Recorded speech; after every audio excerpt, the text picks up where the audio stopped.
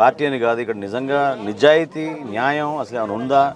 ఎందుకు ఇట్లా చిన్న గ్రామంలో పచ్చటి ప్రాంతంలో ఈ విధంగా ఇట్లా రోజు ఇట్లా ఇబ్బంది పెట్టడం అనేది అసలు మనం ఊహించలేము. చాలా ఇబ్బంది పడతాం కదండి, ఆ కష్టం కూడా చూసుకోవట్లేదు. ఇప్పుడు ఇది ఎప్పుడో 30 ఏళ్ళ నాడు కట్టిందని మేము కట్టుకోలేక పాతింటి మీదే ఉంటాం.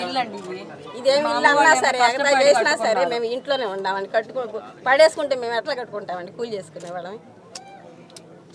సోడాల వ్యాపారం మాది. కష్టపడి మా నాన్న పాల వ్యాపారం చేస్తాడు. ఏమండి, నమస్కారం. నమస్కారం. సారీ అండి, మిమ్మల్ని అందరినీ ఈ విధంగా ఇబ్బంది పెడుతున్నారు. అందరినీ మిమ్మల్ని భయభ్రాంతులు గురి చేసి ఇబ్బంది పెడుతున్నారు.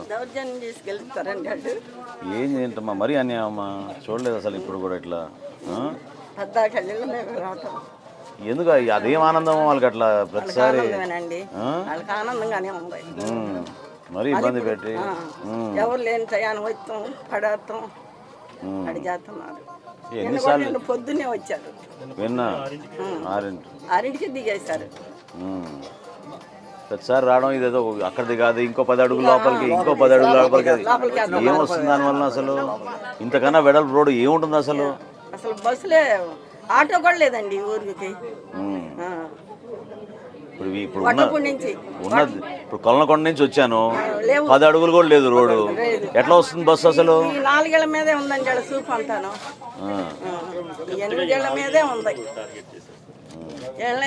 పద్దాకు భయపెడతాం, దౌర్జన్యం చేస్తాం, పడేస్తాం, వెళ్తాం దొంగతనంగా వచ్చి.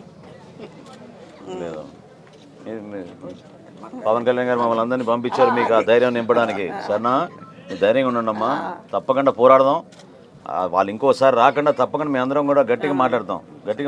వస్తారు, మీరు నిలబడిపోతే రేపు శనివారం వచ్చి పొద్దున్నే వస్తారు. లేదు నిలబడతాం, ఖచ్చితంగా నిలబడతాం. దాంట్లో ఏమాత్రం డౌట్ లేదు. ఎందుకు శనివారం వస్తామని చెప్పారు వాళ్ళు. అచ్చా, మళ్ళీ ఇంకో శనివారాలకు వస్తారు మళ్ళీ, అంతే కదా. దమ్ము ధైర్యం ఉంటే ముందే సోమవారం రావాలి, కానీ శనివారాలు ఎందుకు రావాలి?